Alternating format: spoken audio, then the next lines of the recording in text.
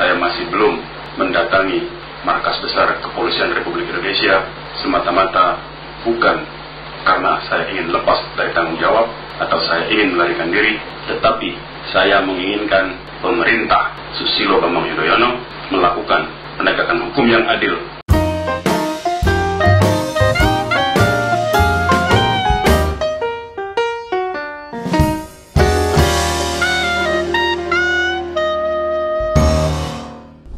Coba kita mundur di 1 bulan yang dulu. Setelah Rizik Syihab datang ke Indonesia, apa manfaatnya dengan kedatangannya di Indonesia? Selain membuat aturan prokes di Jakarta tidak berjalan dengan lancar dan juga membuat kegaduhan-kegaduhan dan permasalahan-permasalahan kini kian rumit. Setelah baku tembak terhadap polisi di tol KM 50 Jakarta Cikampek, saya malah jadi ingat pada tahun 2008, yaitu Munarman juga lari dalam pengejaran polisi, dan dalam persembunyiannya Munarman mengedarkan video, yaitu mengintervensi hukum dan juga pada waktu itu Presiden Susilo Bambang Yudhoyono. Seperti ini videonya. Saya masih belum mendatangi markas besar Kepolisian Republik Indonesia semata-mata bukan karena saya ingin lepas dari tanggung jawab atau saya ingin melarikan diri, tetapi saya menginginkan pemerintah Susilo Bambang Yudhoyono melakukan penegakan hukum yang adil, yaitu dengan cara membubarkan Ahmadiyah. Karena akar persoalan dari apa kejadian yang terjadi pada tanggal 1 Juni yang lalu di Silang Monas adalah akibat dari pemerintah yang tidak berpegang dan berpijak serta taat pada hukum yang berlaku di Republik ini. Memang cara-cara seperti ini sudah klasik. Cara-cara seperti ini sudah dilakukan kelompok FPI dan gerombolannya pada tahun 2008 yang lalu. 2008, 12 tahun yang lalu. Cara-cara seperti ini menurut saya sih sudah tidak ampuh. Karena sekarang proses penegakan hukum tidak bisa diintervensi. Bahkan Presiden Jokowi tidak bisa mengintervensi hukum. Terbukti juga kasus Juliari Batubara, Mensos yang ter-OTT KPK. Jokowi juga menyerahkan kasus tersebut kepada proses penegakan hukum yang berlaku. Jadi hukum sekarang memang benar-benar berjalan dengan profesional dan tidak ada yang bisa mengintervensi hukum di Indonesia. Maka lebih baik FPI dan kawan-kawan menyerahkan diri dan biar pengadilan yang menentukan benar atau salah. Dan di pengadilan, polisi dan FPI menunjukkan bukti-bukti yang ada. Untuk lebih lengkapnya, simak berita berikut ini. Good News Indonesia.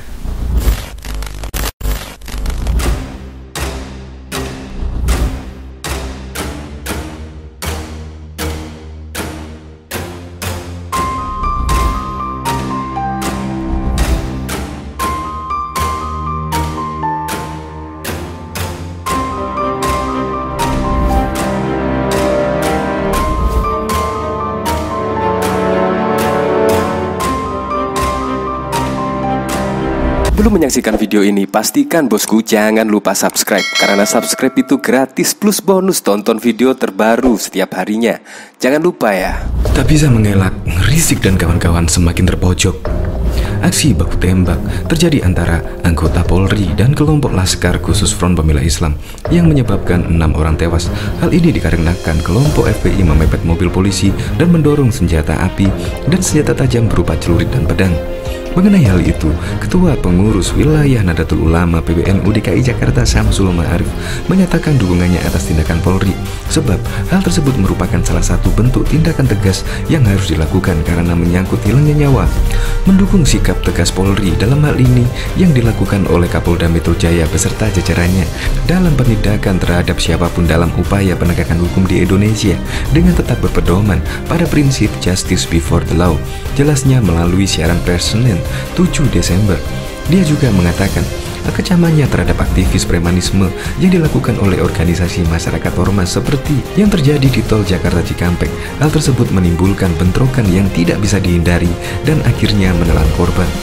Dia pun berpesan kepada seluruh tokoh masyarakat untuk menciptakan situasi yang aman dan kondusif.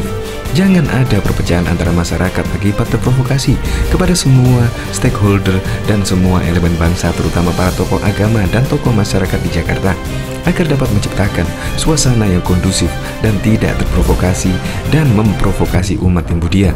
Mengingat di situasi wabah pandemi ini, ia berharap agar masyarakat sadar untuk memenuhi protokol kesehatan dan menghindari segala bentuk kegiatan yang menimbulkan kerumunan massa. Kami menghimbau semua elemen masyarakat untuk tetap mematuhi protokol kesehatan selama pandemi ini dan terus berdoa demi kebaikan bangsa, khusus keamanan dan kedamaian di ibu kota Jakarta. Polda Metro Jaya mengingatkan Sekretaris Umum DPP Front Pembela Islam Munarman terkait pidana penyebaran berita bohong atau hoax. Hal itu menyusul pernyataan Munarman yang menyebut polisi fitnah karena Laskar Pengawal Habib Rizik Syihab tidak dibekali senjata api. Jangan mengeluarkan berita-berita bohong, itu bisa dipidana nanti, kata Kabid Humas Polda Metro Jaya Kombes Pol Yusri Yunus di Mapolda Metro Jaya Selasa 8 Desember 2020. Kata Yusri, pihaknya masih mengumpulkan barang bukti terkait senjata api yang dimiliki Laskar Pengawal Rizik Syihab. Ia mengatakan proses investigasi masih dilakukan polisi. Menurut Yusri, polisi akan menyampaikan secara jelas dan jika proses investigasi sudah selesai.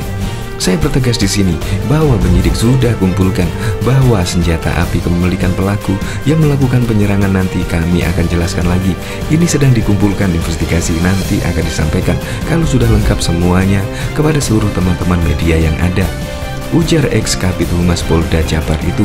Polisi mengklaim punya barang bukti kuat sehingga dapat menyimpulkan kalau benar senpi di bawah Laskar itu digunakan untuk melawan polisi. Senpi itu digunakan polisi adalah polisi salah satu pelaku. Meski begitu, Yusri tak merinci bukti-bukti itu sebab polisi masih mengumpulkan bukti-bukti lain terkait kepemilikan senjata api tersebut. Statement Munarman FPI tidak pernah membawa senjata api. Bukti kepemilikan senjata sudah jelas bahwa si pelaku ini memiliki senjata itu. Buktinya ada, masih didalami semua, masih dilakukan penyelidikan, pada saatnya akan kita sampaikan, ujarnya. Sebelumnya Munarman menjelaskan kronologi penembakan yang menimpa 6 Laskar FPI pengawal Rizik Syihab. Ia bilang keterangan pers yang disampaikan pihak kepolisian tidak benar dan jauh dari fakta. Menurut Munarman, tak ada baku tembak seperti yang diklaim polisi, sebab anggota tidak ada yang dibekali dengan senjata tajam, apalagi senjata api. Yang perlu diketahui bahwa fitnah besar itu kalau Laskar kita disebut bawa senpi dan tembak-menembak dengan aparat. Kami tidak pernah dibekali senpi, kami terbiasa tangan kosong, kami bukan pengejut, ujar Munarman kepada wartawan Senin 7 Desember 2020. Kata Munarman, keterangan polisi kepada publik seperti memutarbalikkan fakta. Ini fitnah yang sangat luar biasa. Memutarbalikkan fakta dengan sebut bahwa Laskar lebih dulu menyerang, tambahnya. Mabes Polri mengambil alih kasus baku tembak antara anggota Polda Metro Jaya dengan Laskar Pengawal pemimpin Front Pembela Islam Rizik Syihab. Saat ini kasus tersebut sudah tertarik ke Mabes Polri, kata Divisi Humas Polri Irjen Argo Yuwono dalam keterangannya Selasa 8 Desember. Untuk mengungkap kasus tersebut, polisi sedang mengumpulkan rekaman kamera CCTV serta memeriksa mobil yang terlibat dalam baku tembak. Senjata yang diduga milik anggota Laskar Pengawal Rizik itu juga sedang ditelusuri lebih lanjut mengenai kepemilikan senjata api pelaku. Penyidik sedang mengumpulkan bukti yang sudah mengarah. Nanti akan kami sampaikan, ujar Argo. Adapun baku tembak terjadi di Tol Jakarta Cikampek KM 50 pada Senin 7 Desember 2020 dini hari. Akibatnya, 6 anggota Laskar khusus FPI tewas ditembak anggota Polda Metro Jaya karena diduga menyerang polisi. Sementara 4 orang lainnya masih diburu. Argo menuturkan, proses otopsi terhadap 6 jemaah sudah selesai dilaksanakan pada Selasa sore. Para jenazah yang berada di RS Polri Kramat Jati, Jakarta Timur akan segera diserahkan ke keluarga. Kemudian dimandikan, diberikan kain kafan, dimasukkan peti dan disolatkan. Selesai itu diserahkan kepada anggota keluarganya, kata Argo. Diketahui bentrokan terjadi saat anggota Polda Metro Jaya melakukan penyelidikan terhadap informasi di aplikasi pesan singkat saat mengerahkan massa untuk mengawal pemeriksaan Rizik Syihab. Rizik sedianya dipanggil di Polda Metro Jaya yang kedua kali pada Senin 7 Desember untuk diperiksa sebagai saksi terkait dugaan pelanggaran protokol kesehatan dalam pernikahan putrinya di Petamburan, Jakarta Pusat 14 November 2020. Dalam melakukan penyelidikan, anggota kepolisian membuntuti kendaraan yang ditumpangi simpatisan Rizik tersebut. Menurut polisi, mobil anggota Polda Metro Jaya dipepet oleh kendaraan yang ditumpangi Laskar khusus FPI. Setelah itu baku tembak terjadi.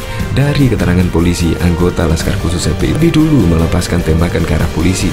Di sisi lain, pihak FPI membantah bahwa laskar pengawal Rizik Syihab menyerang polisi terlebih dahulu. FPI juga menegaskan anggota laskarnya tidak pernah memiliki senjata api.